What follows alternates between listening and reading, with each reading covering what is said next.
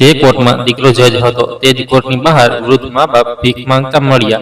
પછી દીકરાએ જે કર્યું તેનાથી માનવતા પણ રડી પડી। દોસ્તો, શહેરની સૌથી મોટી કોર્ટની બહાર તે દિવસે અજીબ ગતિવિધિ હતી। આકરા તડકામાં પણ લોકોની ભીડ ઉમટી હતી। દરેક જણ એક જ નામની ચર્ચા કરી રહ્યા હતા, જજ અરવિંદ વર્મા। ઉંમર માત્ર 30 વર્ષ, પરંતુ નિર્ણયોમાં એટલી સખ્તાઈ કે મોટા મોટા ગુનેગારો પણ ધ્રુજી ઉઠતા હતા। કહેતા હતા કે તેમની કોર્ટમાં સત્ય સિવાય કંઈ ચાલતું નથી। પરંતુ તે દિવસે કોર્ટની બહાર એક એવો દ્રશ્ય હતો જેણે માનવતાને સવાલોના કઠેડામાં ઊભી કરી દીધી। કોર્ટના મુખ્ય ગેટથી થોડે જ દૂર સીડીઓના કિનારે એક વૃદ્ધ પુરુષ અને એક વૃદ્ધ મહિલા બેઠા હતા। તેમના કપડાં ફાટેલા હતા, ચહેરા પર ઉંમર અને દર્દની ઊંડી રેખાઓ હતી, અને હાથમાં એક જૂનો વાટકો હતો જેમાં લોકો કેટલાક સિક્કા નાખી જતા હતા। તે બંને ધીમા અવાજમાં રાહદારીઓને કહી રહ્યા હતા, બેટા, કંઈ આપી દો, ભગવાન ભલું કરશે। પણ તેમની આંખોમાં જે દર્દ હતું તે કોઈ પણ સિક્કા કરતાં ક્યાંય વધુ ભારે હતું। તે સમયે એક કાળી ચમકતી ગાડી કોર્ટની સામે આવીને ઊભી રહી। ડ્રાઈવરે તરત જ દરવાજો ખોલ્યો અને બહાર નીકળ્યા એક ઊંચા સુદૃઢ વ્યક્તિત્વ, જજ અરવિંદ વર્મા। સફેદ શર્ટ, કાળો કોટ અને ચહેરા પર તેજ કડક ભાવ। જેવો તે ગાડીમાંથી ઉતર્યા, બધા લોકો સન્માનથી રસ્તો છોડવા લાગ્યા। પણ ત્યારે જ તેની નજર અચાનક તે બંને વૃદ્ધ લોકો પર પડી। બસ એક પળ માટે તેની ચાલ અટકી ગઈ। તેની આંખોમાં જાણે કોઈ જૂની યાદ ચમકી, પણ બીજી જ પળે તેણે પોતાને સંભાળી લીધો અને કંઈ પણ કહ્યા વિના અંદરની તરફ આગળ વધી ગયો। કોઈએ ધ્યાન ન આપ્યું કે તે એક પળમાં તેની ચહેરાની સખ્તાઈ થોડીક તૂટી ગઈ હતી। અંદર કોર્ટની કાર્યવાહી શરૂ થઈ, એક પછી એક કેસ અને દરેક નિર્ણયમાં તેજ દ્રઢતા। પણ આજે અરવિંદનું મન ક્યાંક બીજે હતું। વારંવાર તેના મગજમાં તે જ વૃદ્ધ ચહેરાઓ ઘૂમી રહ્યા હતા। તે પોતાને સમજાવી રહ્યો હતો કે આ વૃદ્ધ તેનો વહેમ છે, પણ દિલ માનવા તૈયાર નહોતું। આખરે જ્યારે લંચ બ્રેક થયો ત્યારે તે સીધો પોતાના ચેમ્બરમાં જવાને બદલે ચૂપચાપ પાછળના રસ્તેથી બહાર નીકળી ગયો અને તે જગ્યા તરફ વધ્યો જ્યાં તે બંને બેઠા હતા। જેવો તે તેમની પાસે પહોંચ્યો, વૃદ્ધ મહિલાએ ઉપર જોયા વિના જ હાથ લંબાવી દીધો। બેટા, કંઈક આપી દો, સવારથી કંઈ ખાધું નથી। તેના અવાજમાં એટલી લાચારી હતી કે અરવિંદનું દિલ એક પળ માટે જોરથી ધબકી ઉઠ્યું। તેણે ધીમેથી કહ્યું, તમે લોકો અહીં ક્યારથી બેઠા છો? વૃદ્ધ પુરુષ તેની તરફ જોવા લાગ્યો। તેની આંખોમાં એક અજીબ ઓળખની ઝલક હતી, જાણે તે કોઈ પોતાનાને ઓળખવાની કોશિશ કરી રહ્યો હોય। પણ બીજી જ પળે તેણે નજર ઝુકાવી લીધી અને બોલ્યો, બસ બેટા, જિંદગીએ અહીં લાવીને બેસાડ્યા છે। અરવિંદની અંદર કંઈક તૂટવા લાગ્યું। તે વધુ નજીક આવ્યો અને ધ્યાનથી તે બંનેના ચહેરા જોવા લાગ્યો। અચાનક તેના હાથ ધ્રુજવા લાગ્યા, તેના શ્વાસ તેજ થઈ ગયા। તે શબ્દો જે તેના દિલમાં દબાયેલા હતા બહાર આવતા તરફડી રહ્યા હતા, પણ તેણે પોતાને રોકી લીધો। તેણે ખિસ્સામાંથી કેટલાક પૈસા કાઢ્યા અને તેમના વાટકામાં નાખી દીધા। વૃદ્ધ મહિલાએ માથું ઊંચું કરીને તેને જોયો અને હસવાની કોશિશ કરી। ભગવાન તારું ભલું કરે બેટા। પણ જેવી તેમની આંખો મળી, બંનેના ચહેરા પર એક સાથે અજીબ ભાવ ઉતર્યો, જાણે કોઈ ઊંડી ઓળખ અચાનક સામે આવી ગઈ હોય, પણ અવિશ્વાસ કરવાની હિંમત ન હોય। અરવિંદ તરત ત્યાંથી પાછો ફર્યો। તેના પગ ઝડપી થઈ ગયા, જાણે તે કોઈ સચ્ચાઈથી ભાગી રહ્યો હોય, પણ સત્ય હંમેશા પીછો કરે છે। જેવો તે પાછો કોર્ટની અંદર ગયો, તેના કાનોમાં તેજ અવાજ ગુંજી રહ્યો હતો, બેટા। આ એક શબ્દ તેના દિલને ચીરી રહ્યો હતો। તે પોતાના ચેમ્બરમાં ગયો અને ખુરશી પર બેસી ગયો। પણ આજે તેની આંખોની સામે કોઈ કેસ નહોતો, માત્ર તે જ બે ચહેરા હતા। તેને પોતાનું બાળપણ યાદ આવવા લાગ્યું। એક નાનકડું ઘર, માના હાથનું ભોજન, પિતાની ઠપકોમાં છુપાયેલો પ્રેમ, અને પછી એક દિવસ બધું બદલાઈ ગયું। ગરીબી, મહેણા, સંઘર્ષ અને એક એવો નિર્ણય જેણે તેને તે બધાથી દૂર કરી દીધો હતો। તેણે પોતાને વચન આપ્યું હતું કે તે ક્યારેય પાછળ ફરીને નહીં જોવે, પણ આજે ભૂતકાળ પોતે ચાલીને તેની સામે આવી ગયો હતો। પેલી બાજુ બહાર તે વૃદ્ધ પુરુષ ધીમેથી બોલ્યો, અરે, તે છોકરો કંઈક જાણીતો લાગ્યો। વૃદ્ધ મહિલાએ પણ ધીમા અવાજમાં કહ્યું, હા, જાણે આપણો જ હોય। અને પછી તેની આંખોમાંથી આંસુ વહેવા લાગ્યા અને અહીં અંદર જજ અરવિંદ વર્મા પોતાની જ કોર્ટમાં ઊભો હતો। પણ આ વખતે કઠેડામાં બીજું કોઈ નહીં, પણ તે પોતે હતો। હવે આગળ શું થશે? શું અરવિંદ તે સચ્ચાઈ સ્વીકાર કરશે કે પછી પોતાના જ મા બાપથી મોં ફેરવી લેશે? કોર્ટની ઘડિયાળે જેવો બપોરનો સમય બતાવ્યો, આખા પરિસરમાં હળવી શાંતિ છવાઈ ગઈ। પણ જજ અરવિંદ વર્માની અંદર તોફાન મચ્યું હતું। તેની સામે ફાઇલો ખુલ્લી હતી, પણ અક્ષરો જાણે ઝાંખા પડી ચૂક્યા હતા। દરેક શબ્દની પાછળ તેને તે જ બે ચહેરા દેખાઈ રહ્યા હતા, તે વૃદ્ધ પુરુષ અને તે વૃદ્ધ મહિલા, જેમની આંખોમાં અજીબ અપમાનભરી પીડા હતી। અરવિંદે પોતાની આંખો બંધ કરી, પણ જેવી તેણે પાંપણો ઝુકાવી, તેને પોતાનું બાળપણ સ્પષ્ટ દેખાવા લાગ્યું। માટીનું નાનું ઘર, તૂટેલી ખાટલી, માનો ખોળો અને પિતાની મહેનતથી ભરેલા શ્વાસ। તેને યાદ આવ્યું કે કેવી રીતે તેની માં તેને દરરોજ રાત્રે પોતાના હાથોથી જમાડતી હતી અને પિતા આખો દિવસ મજૂરી કર્યા પછી પણ તેના માથા પર હાથ ફેરવીને કહેતા હતા, તું મોટો માણસ બનીશ બેટા. અરવિંદે ઝટકાથી આંખો ખોલી લીધી, જાણે તે યાદોથી ભાગવા માંગતો હોય, પણ યાદો પીછો છોડે તેવી નહોતી. તેણે પોતાને કહ્યું કે આ માત્ર એક ભ્રમ છે.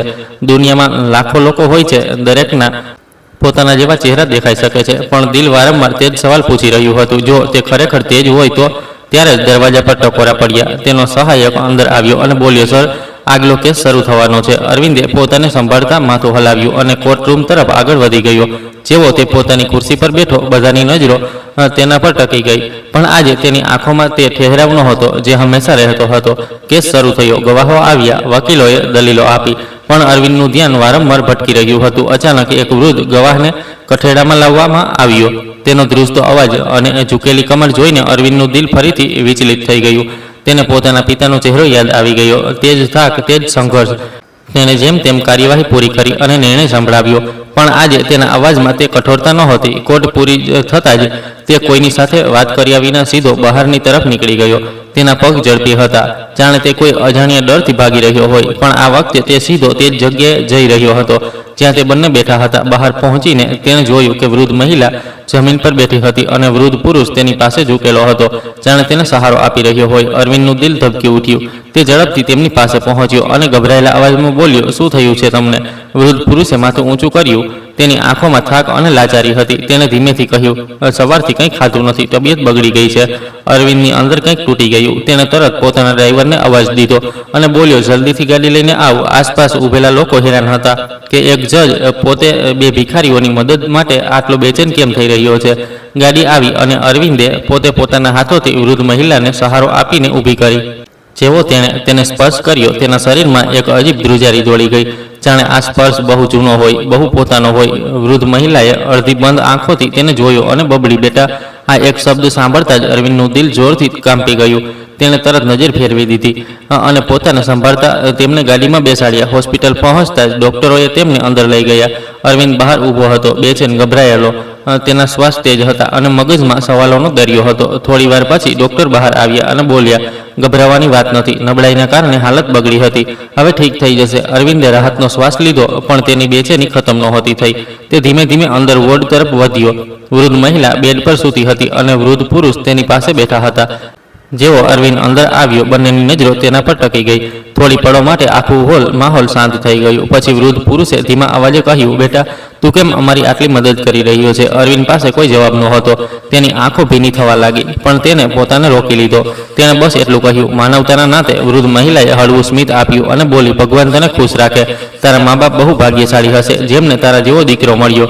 આ સાંભળતા જ અરવિંદનું દિલ જાણે ચીરાઈ ગયું. તેની આંખોની સામે અંધારું છવાઈ ગયું.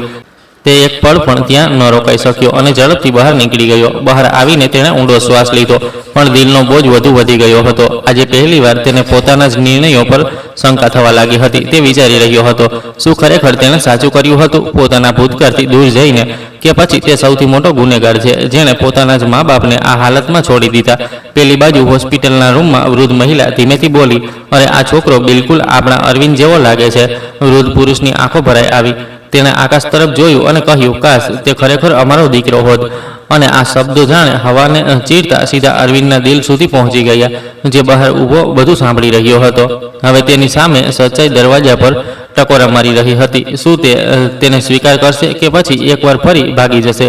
હોસ્પિટલની બહાર ઊભેલો અરવિંદ જાણે પથ્થર બની ચૂક્યો હતો. તેના કાનોમાં હજુ પણ તે જ શબ્દો ગૂંજી રહ્યા હતા, કાશ તે ખરેખર અમારો દીકરો હોત. આ સાંભળતા જ તેની અંદર દબાયેલો ભૂતકાળ જાણે અચાનક જાગી ઉઠ્યો. તેના પગમાં જાણે જાન જ નહોતી બચી, છતાં તે ધીમે ધીમે પાછળની તરફ વધ્યો અને દિવાલનો સહારો લઈને ઊભો રહી ગયો. તેની આંખોની સામે એક પછી એક જૂની તસવીરો ઘૂમવા લાગી. તે દિવસ જ્યારે તેના ગુસ્સામાં આવીને પોતાના પિતાની વાતોને ઠુકરાવી દીધી હતી. તે રાત જ્યારે તેની માં રડતા રડતા તેને રોકી રહી હતી અને તે પાછળ જોયા વિના ઘર છોડીને ચાલ્યો ગયો હતો. તેને યાદ આવ્યું કે કેવી રીતે તેણે પોતાને વચન આપ્યું હતું કે તે ક્યારેય પાછો નહીં ફરે, ભલે ગમે તે થઈ જાય. પણ આજે તે જ વચન તેની સૌથી મોટી ભૂલ બનીને તેની સામે ઊભું હતું. અરવિંદે પોતાના માથાને બંને હાથોથી પકડી લીધો, જાણે તે પોતાના જ વિચારોને રોકવા માંગતો હોય, પણ દિલનો અવાજ હવે વધુ તેજ થઈ જઈ રહ્યો હતો. તેને અહેસાસ થવા લાગ્યો હતો કે આ કોઈ સંયોગ નથી, આ તે જ છે તેના પોતાના મા બાપ, જેમને તે વર્ષો પહેલા એકલા છોડીને આવ્યો હતો. તેની આંખોમાંથી આંસુ નીકળવા બેતાબ હતા, પણ તેને પોતાને રોકી લીધો. તે જજ હતો, એક કડક માણસ, જેને ક્યારેય પોતાની ભાવનાઓને પોતાના નિર્ણયો પર હાવી નહોતી થવા દીધી. પણ આજે તે પોતે પોતાના નિર્ણયો કઠેડામાં ઊભો હતો. ત્યારે જ તેના ફોનની ઘંટડી વાગી. તેણે જોયું કોર્ટમાંથી કોલ હતો. તેને તરત એક જરૂરી કેસ માટે બોલાવવામાં આવી રહ્યો હતો. અરવિંદે પોતાને સંભાળવાની કોશિશ કરી, ચહેરા પર ફરીથી તે જ સખ્તાઈ લાવવાની કોશિશ કરી અને કંઈ પણ કહ્યા વિના હોસ્પિટલમાંથી બહાર નીકળી ગયો. પણ આ વખતે તેના પગ ભારે હતા, જાણે દરેક પગલું તેને તેની ભૂલનો અહેસાસ કરાવી રહ્યું હોય. કોર્ટ પહોંચતા જ ફરી તે જ માહોલ હતો. લોકોની ભીડ, વકીલોના અવાજ અને ન્યાયની આશા. અરવિંદ પોતાની ખુરશી પર બેઠો, પણ આજે તેની નજર ઝૂકેલી હતી. કેસ શરૂ થયો. આ કેસ એક દીકરાનો હતો, જેણે પોતાના વૃદ્ધ મા બાપને ઘરમાંથી કાઢી મૂક્યા હતા. જેવો વકીલે આરોપ વાંચવાનું શરૂ કર્યું, અરવિંદનું દિલ જોર જોરથી ધબકવા લાગ્યું. દરેક શબ્દ જાણે તેના હૃદયમાંથી તીરની જેમ કૂંપી રહ્યો હતો. ગવાહ એક એક કરીને સામે આવ્યા અને પોતાની વાતો રાખવા લાગ્યા. વૃદ્ધ મા બાપની હાલતનો ઉલ્લેખ થયો, તેમની લાચારીનો ઉલ્લેખ થયો અને તે દીકરાની બેરહેમીનો ઉલ્લેખ થયો, જેણે તેમને રસ્તા પર છોડી દીધા હતા. આખો કોર્ટરૂમ તે દીકરા વિરુદ્ધ ગુસ્સાથી ભરેલો હતો. પણ અરવિંદ માટે આ માત્ર એક કેસ નહોતો, આ તેની પોતાની કહાની હતી, જે તેની સામે ખુલીને આવી રહી હતી. તેના હાથ હળવાશથી ધ્રુજવા લાગ્યા. તેણે પોતાને સંભાળતા કહ્યું, આરોપીને કઠેડામાં લાવવામાં આવે. જેવો તે દીકરાના સામે લાવવામાં આવ્યો, અરવિંદે તેની આંખોમાં જોયું. ત્યાં તેને બીજું કોઈ નહીં પણ પોતાનો ચહેરો નજર આવ્યો.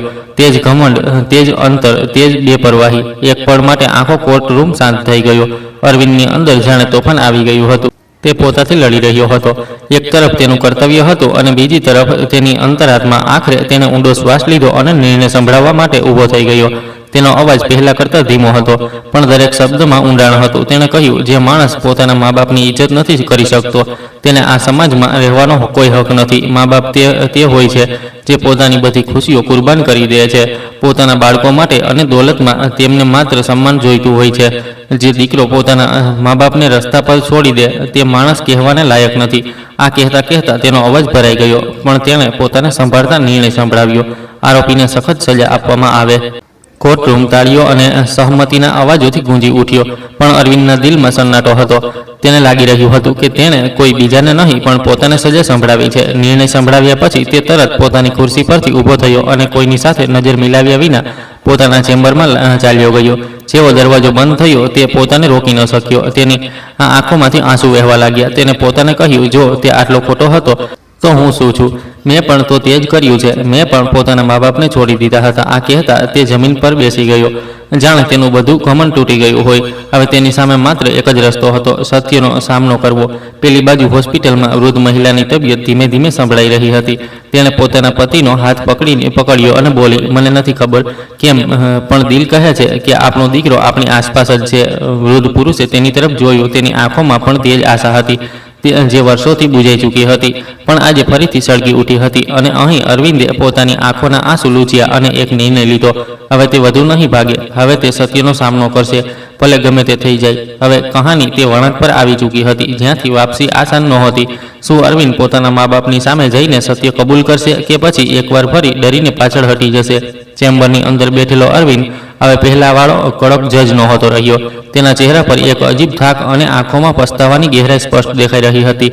તેણે પોતાની સામે રાખેલી ફાઇલોને ધીમેથી બંધ કરી અને ખુરશી પરથી ઉઠીને બારી પાસે ચાલ્યો ગયો.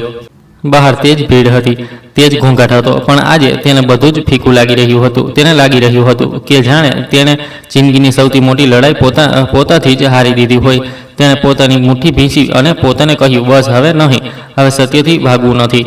આજ વિચારીને તે ઝડપથી ચેમ્બરમાંથી બહાર નીકળ્યો અને સીધો હોસ્પિટલ તરફ ચાલ્યો ગયો. આખા રસ્તે તેનું દિલ જોર જોરથી ધડકી રહ્યું હતું, જાણે દરેક ધબકારા તેને તેના ભૂતકાળની યાદ અપાવી રહ્યો હોય.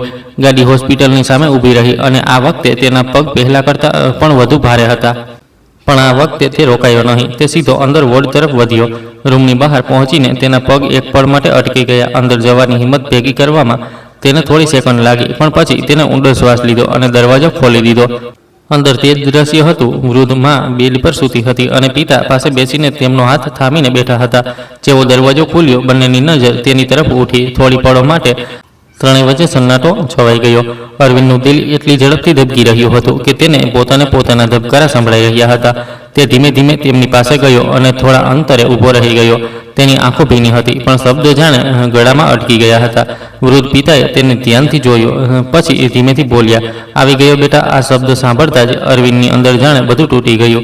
તે પોતાને રોકી ન શક્યો અને તેના ઘૂંટણ આપોઆપ જમીન પર ટકી ગયા. તેની આંખોમાંથી આંસુ વહેવા લાગ્યા અને તેણે ધ્રુજતા અવાજમાં કહ્યું, "મને માફ કરી દો." આ સાંભળતા જ વૃદ્ધ માની આંખોમાંથી પણ આંસુ વહેવા લાગ્યા. તેમણે ધ્રુજતા હાથોથી અરવિંદના માથાને સ્પર્શ કર્યો, જાણે વર્ષો પછી ખોવાયેલો દીકરો મળી ગયો હોય. પોતાની આંખોમાં પણ આંસુ હતા, પણ તેમના ચહેરા પર એક અજીબ શાંતિ હતી. તેમણે ધીમેથી કહ્યું, "બેટા, અમે તો ક્યારના તને માફ કરી ચૂક્યા છીએ. બસ તારા આવવાની રાહ હતી." આ સાંભળીને અરવિંદ વધુ જોરથી રડી પડ્યો. તેને લાગી રહ્યું હતું કે જાણે તેનો બધો બોજ હળવો થઈ ગયો હોય, પણ સાથે જ એક દર્દ પણ હતું. આટલા વર્ષોનું અંતર, આટલી બધી તકલીફો જે તેણે પોતાના જ મા બાપને આપી હતી. તેણે પોતાના પિતાના પગ પકડી લીધા અને બોલ્યો, "હું બહુ મોટો ગુનેગાર છું. મેં તમને આ હાલતમાં છોડી દીધા. હું તમારા લાયક નથી." પિતાએ તરત તેને ઊભો કર્યો અને ગળે લગાવી લીધો. તેમણે કહ્યું, "એવું ન બોલ બેટા. મા બાપ માટે બાળક ક્યારેય ગુનેગાર નથી હોતો. બસ ક્યારેક રસ્તો ભટકી જાય છે અને તું આજે પાછો આવી ગયો. બસ અમારા માટે આટલું જ પૂરતું છે." રૂમનો માહોલ હવે સંપૂર્ણપણે બદલાઈ ચૂક્યું હતું.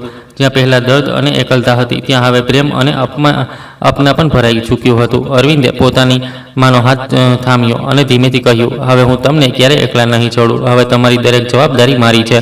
માએ હળવા સ્મિત સાથે તેના ચહેરાને જોયો અને કહ્યું, "અમને કંઈ નથી જોઈતું બેટા. બસ તું અમારી સાથે રહેજે." આ સાંભળીને અરવિંદે માથું હલાવ્યું, પણ તેના મનમાં એક બીજું તોફાન ચાલી રહ્યું હતું.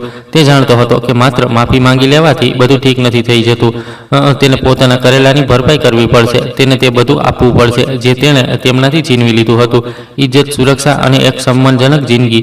તે જ સમયે ડૉક્ટર અંદર આવ્યા અને બોલ્યા, "હવે દર્દીની હાલત ઠીક છે.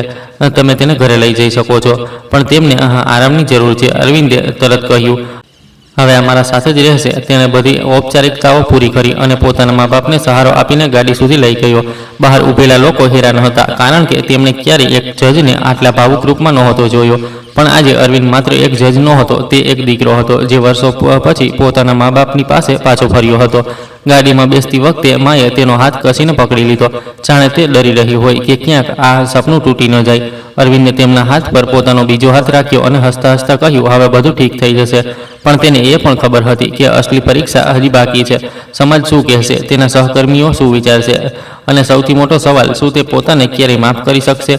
પેલી બાજુ કોર્ટમાં તેના વિશે ચર્ચા શરૂ થઈ ચૂકી હતી. લોકો કહી રહ્યા હતા કે જજ અરવિંદ બદલાઈ ગયો છે, તેની સખ્તાઈ હવે ક્યાંય ખોવાઈ ગઈ છે. પણ તેમને શું ખબર હતી કે એક માણસની અંદર ચાલી રહેલી લડાઈ કેટલી ગહેરી હોય છે. હવે કહાની તે વળાંક પર આવી ચૂકી હતી, જ્યાં અરવિંદે પહેલું પગલું તો ઉઠાવી લીધું હતું, પણ આગળનો રસ્તો હજુ પણ કઠિન હતો. શું તે પોતાના મા બાપને તે જિંદગી આપી શકશે જેના તે હકદાર છે, કે પછી ભૂતકાળની પડછાયાઓ ફરીથી તેના રસ્તામાં આવી જશે? ગાડી જેવી શહેરની ભીડવાળી સડકોને પાર કરતી અરવિંદના આલિશાન બંગલાની સામે ઊભી રહી. મા બાપ બંનેની આંખોમાં એકસાથે હેરાની અને સંકોચ ઉતરી આવ્યું. આટલું મોટું ઘર, ઊંચી દિવાલો, ગેટ પર ઊભેલા સિક્યોરિટી ગાર્ડ, અંદર હરિયાળીથી ભરેલો બગીચો અને વચ્ચે ઊભેલું તે ભવ્ય મકાન. આ બધું તેમના માટે એક સપના જેવું હતું. અરવિંદે ધીમેથી ગાડીનો દરવાજો ખોલ્યો અને પોતાના પિતાનો હાથ પકડીને તેમને બહાર ઉતાર્યા, પછી માને સહારો આપીને ઉતાર્યા. માએ એક પળ માટે તે ઘરને જોયું અને પછી અરવિંદની તરફ જોઈને બોલી, "બેટા, આ બધું તારું છે?" અરવિંદની આંખો ઝૂકી ગઈ. તેણે ધીમેથી કહ્યું, "હા માં, પણ આ બધું હોવા છતાં હું સૌથી ગરીબ હતો, કારણ કે તમે બંને મારી પાસે નહોતા." આ સાંભળીને માની આંખો ફરી ભરાઈ આવી, પણ આ વખતે તે આંસુઓમાં દર્દથી વધુ સંતોષ હતો. જેવા તે ત્રણેય અંદર પહોંચ્યા, નોકર ચાકર હેરાનીથી તેમને જોવા લાગ્યા. કોઈએ પણ પહેલાં ક્યારેય પોતાના કડક જજ સાહેબને આ રીતે કોઈની સાથે આટલું અપનાપન બતાવતા નહોતા જોયા. અરવિંદે બધાને સ્પષ્ટ શબ્દોમાં કહ્યું, "આ મારા મા બાપ છે. આજથી તેમની દરેક સેવા સૌથી પહેલાં થશે." તેના અવાજમાં તે જ સખ્તાઈ હતી, પણ આ વખતે તેમાં ગર્વ અને અપનાપન પણ ભરેલા હતા.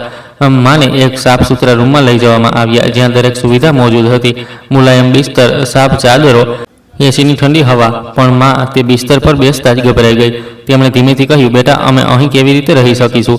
અમને તો આદત નથી આ બધી વસ્તુઓની." અરવિંદ તેમની પાસે બેસી ગયો અને તેમનો હાથ પકડીને બોલ્યો, "માં, તમે મને જમીનથી ઉઠાવીને અહીં સુધી પહોંચાડ્યો છે. હવે આ બધું તમારો હક છે." પિતા પાસે ઊભા રહીને બધું જોઈ રહ્યા હતા. તેમની આંખોમાં ગર્વ પણ હતો અને એક હળવી ચિંતા પણ. તેમણે ધીમેથી કહ્યું, બેટા, અમને બસ તારો સાથ જોઈએ છે. આ બધા સુખ અમારા માટે વધુ માયને નથી રાખતા. અરવિંદે માથું હલાવ્યું, પણ તેના મનમાં એક વાત નક્કી થઈ ચૂકી હતી કે હવે તે પોતાના મા બાપને દરેક તે ખુશી આપશે જે તેમણે ક્યારેય નથી જોઈ. સાંજ થતાં થતાં આખા ઘરનું માહોલ બદલાઈ ચૂક્યું હતું. જ્યાં પહેલા સન્નાટો અને ઔપચારિકતા હતી, ત્યાં હવે એક ઘર જેવી ગરમાહટ અનુભવાઈ રહી હતી.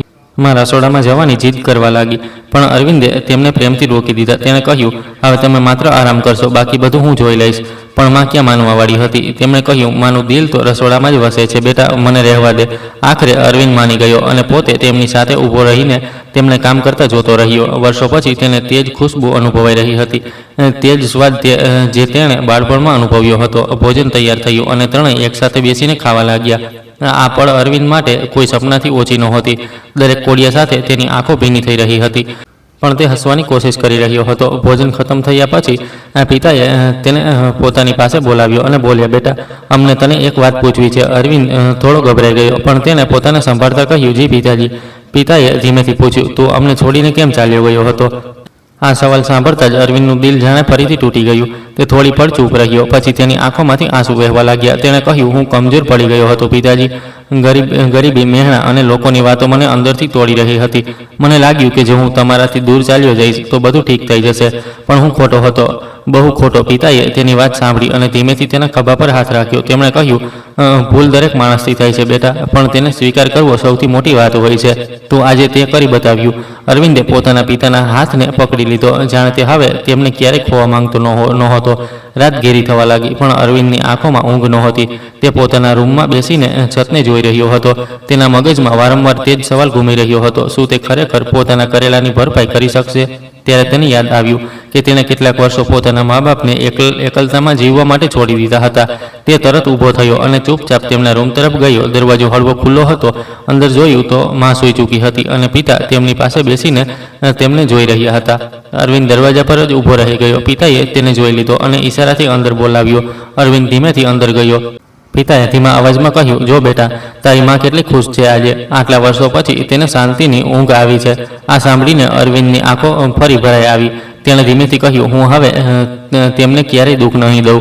પિતાએ હસીને કહ્યું, બસ આજ જોઈએ છે અમને.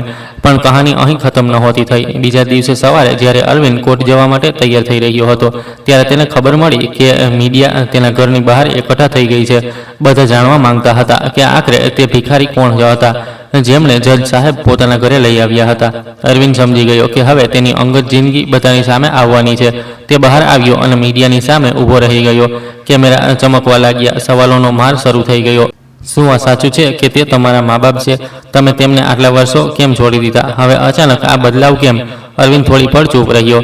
પછી તેણે ઊંડો શ્વાસ લીધો અને કહ્યું, હા, આ મારા મા બાપ છે અને મેં બહુ મોટી ભૂલ કરી હતી તેમને છોડીને, પણ હવે હું મારી ભૂલ સુધારી રહ્યો છું. તેની આ વાત સાંભળીને આખા માહોલમાં સન્નાટો છવાઈ ગયો. કોઈએ આશા નહોતી રાખી કે એક જજ આટલી સચ્ચાઈથી પોતાની ભૂલ સ્વીકાર કરશે, પણ આ તો બસ શરૂઆત હતી. અસલી કહાની હજી બાકી હતી. શું સમાજ તેને માફ કરશે? શું તે પોતાને માફ કરી શકશે? અને શું તેનો આ નિર્ણય તેની જિંદગીને વધુ મુશ્કેલ બનાવી દેશે? સવારનો હળવો તડકો હજી પૂરી રીતે ફેલાયો પણ નહોતો કે અરવિંદના ઘરની બહાર મીડિયાની ભીડ વધુ વધી ચૂકી હતી. કેમેરાની ચમક, માઇક લઈને રિપોર્ટરોના તેજ અવાજો અને દરેક તરફ એક જ સવાલ, શું ખરેખર જજ અરવિંદ વર્માએ પોતાના જ મા બાપને વર્ષો સુધી છોડી રાખ્યા હતા? આ ખબર હવે આખા શહેરમાં આગની જેમ ફેલાઈ ચૂકી હતી. અરવિંદે જ્યારે આ બધું જોયું તો એક પળ માટે તેના પગ થંભી ગયા. પણ આ વખતે તેના ચહેરા પર ડર નહોતો, પણ એક અજીબ આત્મવિશ્વાસ હતો, જાણે તેણે પોતાના અંદરની સૌથી મોટી લડાઈ જીતી લીધી હોય. તેણે ધીમેથી પોતાના પિતા તરફ જોયું, જે દરવાજા પાસે ઊભા બધું જોઈ રહ્યા હતા. તેમની આંખોમાં ચિંતા હતી, પણ સાથે જ પોતાના દીકરા માટે ગર્વ પણ હતો. માં અંદરથી જ દરવાજાની ઓથેથી બધું જોઈ રહી હતી. તેમના ચહેરા પર ડર સ્પષ્ટ દેખાઈ રહ્યો હતો, જાણે તેમને ડર હોય કે ક્યાંક આ દુનિયા ફરીથી તેમના દીકરાને તેમનાથી દૂર ન કરી દે. અરવિંદે તેમની પાસે જઈને તેમનો હાથ થામ્યો અને ધીમેથી કહ્યું, ડરશો નહીં માં, હવે હું ક્યાંય નહીં જાઉં. આ સાંભળીને માની આંખોમાં હળવું સ્મિત આવી ગયું, પણ તેમનું દિલ હજુ પણ ધબકી રહ્યું હતું. અરવિંદે એક ઊંડો શ્વાસ લીધો અને દરવાજો ખોલીને બહાર કદમ મૂક્યો. જેવો તે બહાર આવ્યો, કેમેરાની ચમક વધુ તેજ થઈ ગઈ. સવાલોનો માર શરૂ થઈ ગયો. શું તમે તમારા મા બાપને રસ્તા પર છોડી દીધા હતા? શું આ સાચું છે કે તે ભીખ માંગી રહ્યા હતા? તમે આટલા વર્ષો ક્યાં હતા? હવે અચાનક આ બદલાવ કેમ? અરવિંદે હાથ ઉઠાવીને બધાને શાંત રહેવાનો ઈશારો કર્યો. થોડી પળ માટે માહોલ શાંત થઈ ગયો. તેણે ધીમા સ્પષ્ટ અવાજમાં કહ્યું, મેં ભૂલ કરી હતી, બહુ મોટી ભૂલ. મેં મારા મા બાપને તે વખતે છોડ્યા જ્યારે તેમને મારી સૌથી વધુ જરૂર હતી. આ કહેતા તેનો અવાજ હળવો કાંપી ગયો, પણ તેને પોતે સંભાળી લીધો. તેણે આગળ કહ્યું, પણ આજે હું મારી ભૂલનો સ્વીકાર કરું છું અને તેને સુધારવાની કોશિશ કરી રહ્યો છું. જો કોઈ મને સજા આપવા માંગે છે તો હું તૈયાર છું, કારણ કે મેં જે કર્યું તે ખોટું હતું. આ સાંભળતા જ ભીડમાં ખામોશી છવાઈ ગઈ. કોઈને સમજ નહોતું આવી રહ્યું કે શું કહે. એક જજ જે બીજાની સજા આપે છે, આજે પોતે પોતાના માટે સજા માંગી રહ્યો હતો. આ દ્રશ્ય દરેક માટે નવું હતું. ત્યારે જ એક રિપોર્ટરે સવાલ કર્યો, જો તમે પોતાને દોષી માનો છો તો શું તમે તમારી ખુરશી છોડી દેશો? આ સવાલ સાંભળતા જ માહોલ ફરીથી ગરમ થઈ ગયો. બધાની નજર અરવિંદ પર ટકી ગઈ. અરવિંદ થોડી પળ ચૂપ રહ્યો. પછી તેણે દ્રઢ અવાજમાં કહ્યું, જો મારી ખુરશી મારી માનવતાથી મોટી થઈ ગઈ તો મને તે ખુરશીની જરૂર નથી. પણ જો હું મારી ભૂલ સુધારીને બીજા માટે એક મિસાલ બની શકું છું તો હું મારી જવાબદારી નિભાવતો રહીશ. તેની આ વાત સાંભળીને કેટલાક લોકો તાળીઓ પાડવા લાગ્યા. કેટલાક લોકો હજી પણ સવાલોમાં ગૂંચવાયેલા હતા. પણ એક વાત સ્પષ્ટ હતી, આજે અરવિંદે પોતાને દુનિયાની સામે પૂરી રીતે ખોલી દીધો હતો. મીડિયા ધીમે ધીમે હટવા લાગી, પણ આ ખબર હવે દરેક ઘર સુધી પહોંચી ચૂકી હતી.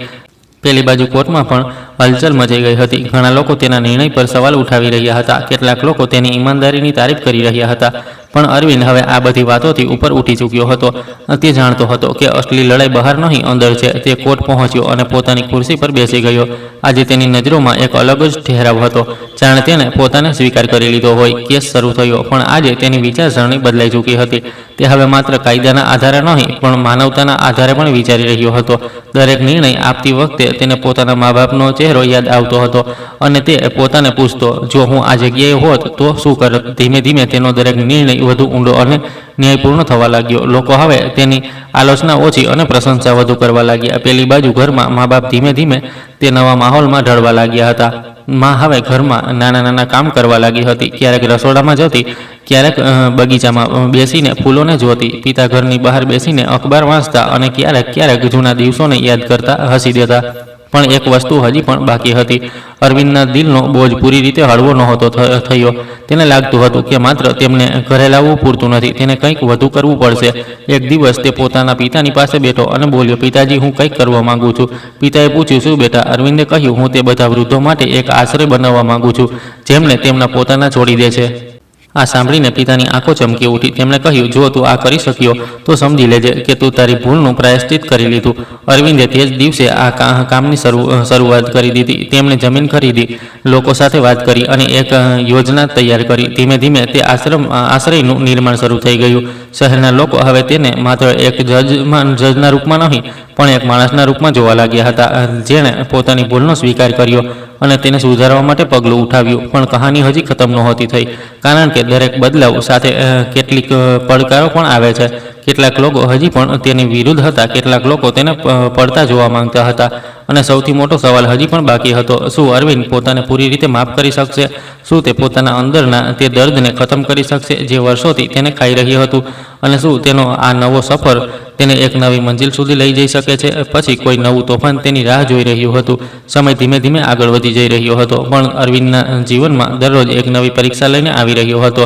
જે આશ્રયનો પાયો તેણે પોતાના મા બાપના આશીર્વાદથી નાખ્યો હતો, તે હવે લગભગ તૈયાર થઈ ચૂક્યો હતો. શહેરના ખૂણે ખૂણેથી લોકો તેની આ પહેલની ચર્ચા કરી રહ્યા હતા. કોઈ તેને મહાન કહી રહ્યું હતું, તો કોઈ તેના ભૂતકાળને યાદ કરવાની કોશિશ તેને કઠેડામાં ઊભો કરી રહ્યું હતું. પણ હવે અરવિંદે એક વાત નક્કી કરી લીધી હતી, તે હવે બીજાની વાતોથી નહીં, પોતાની અંદર આત્માથી ચાલશે. જે દિવસે આશ્રયનું ઉદ્ઘાટન થવાનું હતું તે દિવસે સવારથી જ માહોલ અલગ હતો. અરવિંદે પોતે જઈને પોતાના મા બાપને તૈયાર કર્યા. માએ સાદી સાડી પહેરી, પિતાએ પોતાનો જૂનો કુર્તો, પણ આજે તેમના ચહેરા પર જે ગર્વ હતો તે કોઈ પણ શાહી કપડાથી વધુ કિંમતી હતો. જેવો તે ત્રણેય તે નવા બનેલા આશ્રયની સામે પહોંચ્યા, ત્યાં પહેલાથી જ ઘણા લોકો મોજૂદ હતા. મોટું બોર્ડ લાગેલું હતું, મા બાપ સન્માન આશ્રય. આ નામ જોઈને જ માની આંખો ભરાઈ આવી. તેમણે અરવિંદની તરફ જોયું અને કહ્યું, તે તો અમારું માથું ઊંચું કરી દીધું બેટા. અરવિંદે તેમના પગ સ્પર્શ કર્યા અને કહ્યું, આ બધું તમારી જ કારણે છે. ઉદ્ઘાટનનો સમય થયો. અરવિંદે પોતાના પિતાને કહ્યું કે રિબન કાપે. પિતાના હાથ ધ્રુજી રહ્યા હતા, પણ તેમની આંખોમાં ખુશીના આંસુ હતા. જેવી તેમણે રિબન કાપી, ત્યાં તાળીઓની ગૂંજ ઉઠી અંદર પહેલાથી જ કેટલાક વૃદ્ધ લોકો લાવવામાં આવ્યા હતા, જેમના પોતાના તેમને છોડી ચૂક્યા હતા. કોઈ ચૂપચાપ ખૂણામાં બેઠું હતું, કોઈ પોતાના ભૂતકાળને યાદ કરી રહ્યું હતું, તો કોઈ બસ તેમને જોઈ રહ્યું હતું. અરવિંદ તેમની પાસે ગયો અને એકથી મળીને તેમના હાલચાલ પૂછ્યા. તેના વ્યવહારમાં એટલું અપનાપન હતું કે ઘણા વૃદ્ધોની આંખોમાં આંસુ આવી ગયા.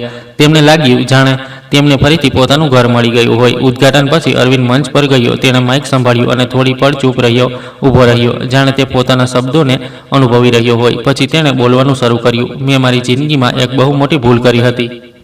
મેં મારા જ મા બાપને એકલા છોડી દીધા હતા. આ કહેતા તેનો અવાજ ભરાઈ ગયો, પણ તેણે પોતાને સંભાળતા કહ્યું, પણ ભગવાને મને એક મોકો આપ્યો પોતાની ભૂલ સુધારવાનો, અને આજે આ આશ્રય તે જ એક નાનકડો પ્રયાસ છે.